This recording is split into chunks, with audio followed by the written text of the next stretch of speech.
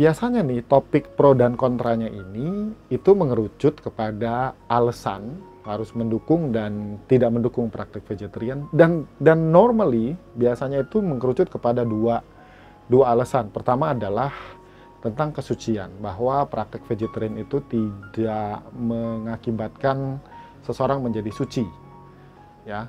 Nah, ini benar. Kenapa? Karena setahu saya kalau kita bicara tentang jalan menuju tingkat-tingkat kesucian, maka Buddha dengan sangat jelas menjelaskan atau mengajarkan jalan bertahap untuk mencapai penggugahan, untuk mencapai tingkat-tingkat kesucian. Berikutnya, biasanya diskusinya itu, pertama kan dibilang gini ya, saya ulang lagi bahwa pertama, vegetarian itu nggak bikin suci. Kedua adalah nggak ada karma langsung. Nah, ini adalah dua alasan utama yang saya temukan ketika terjadi diskusi tentang vegetarian. Yang satu mengatakan, pertama adalah vegetarian itu tidak menjamin kesucian, kedua adalah vegetarian itu tidak berhubungan dengan karma langsung. Nah, terus di sharing ini, hari ini saya mau mengatakan begini ya, orang VG itu tidak lebih baik dari orang yang non-VG.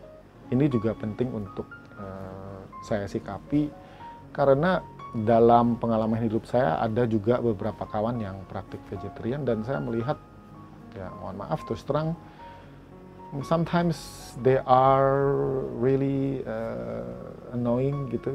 Dan bahkan kalau di lingkungan kamu, di komunitas kamu mungkin ada seseorang yang praktik vegetarian dan somehow dia look down banget ke kamu ya. Lu kok nggak veggie kan, lu kan gini-gini. Nah, itu yang bikin kadang-kadang orang veggie itu sok ya, lu baru vegetarian aja. Nah, jadi saya nggak akan mengatakan bahwa orang vegetarian lebih baik daripada orang yang tidak vegetarian, karena kesimpulan itu tuh butuh sebuah penelitian yang mendalam. Terus kata lebih baik ini juga masih bisa dirinci atau masih bisa dijelaskan lebih lanjut lagi, oke?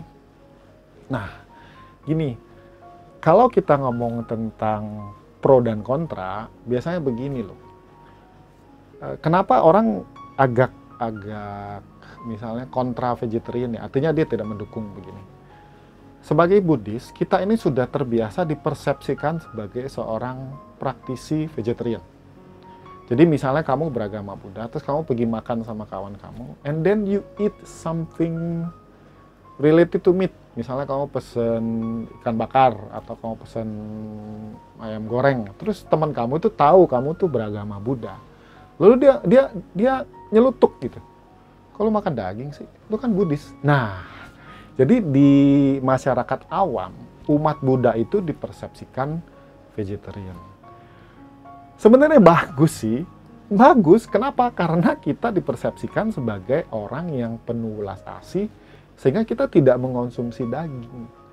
Karena para biku, para biksu, anggota sangga kita itu dipersepsikan, diasumsikan, dipercaya oleh umat beragama lain itu adalah praktisi vegetarian. Jadi ketika mereka melihat anggota sangga makan daging, mungkin mereka juga shock.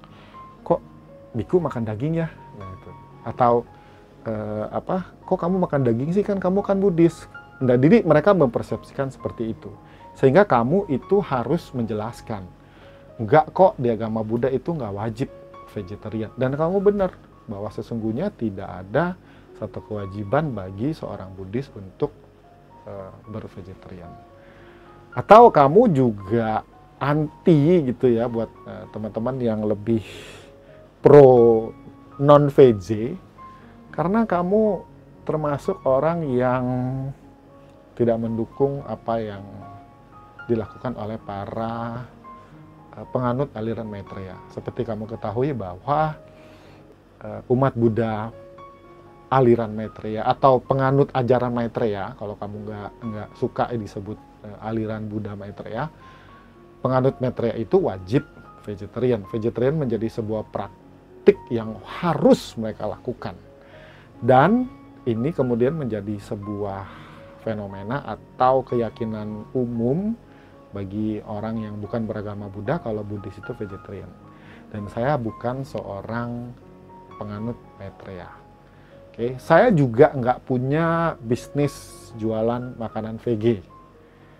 Oke, saya nggak punya restoran vegetarian. Saya share ini tuh tidak mempromosikan bisnis saya atau rumah makan vegetarian. Saya nggak punya. Saya cuma simply melihat bahwa topik ini nih selalu ada dua sisi dan saya mau share dari salah satu sisinya. Oke, apa sih salah satu sisi itu nanti kamu akan ketahui. Lalu kenapa saya share ini juga? Begini. Kalau saya ditanya, kok lebih pro yang mana? Of course, saya pro vegetarian. Ya, tentu saya pro vegetarian. Simply kenapa? Gini, karena saya tumbuh di agama Buddha ini tumbuh dalam komunitas yang inputnya itu vegetarian semua.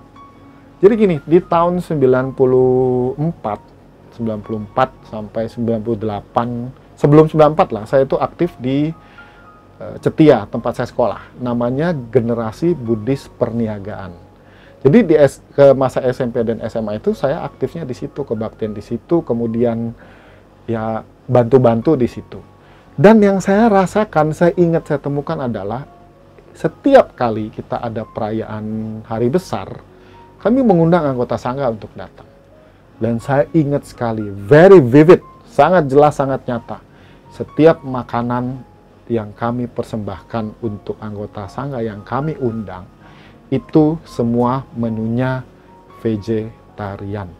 Kami tidak memandang anggota sangga yang kami undang ini jubahnya apa. Dulu tuh saya nggak gitu ngerti. Pokoknya ada biku datang, semua persembahan yang kita berikan kepada anggota sangga itu adalah makanan vegetarian.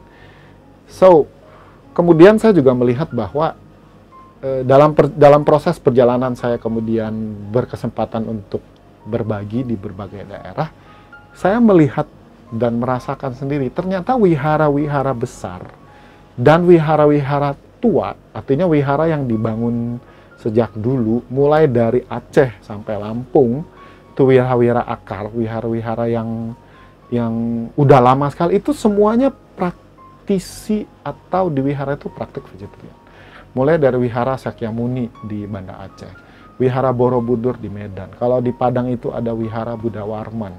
Di Pekanbaru itu ada wihara Dharma Loka. Lalu di Batam ada wihara Budayana Batam. Lalu mana lagi ya? Oh, di Palembang itu ada wihara Dharma Kirti. Di Lampung ada wihara Bodhisatwa.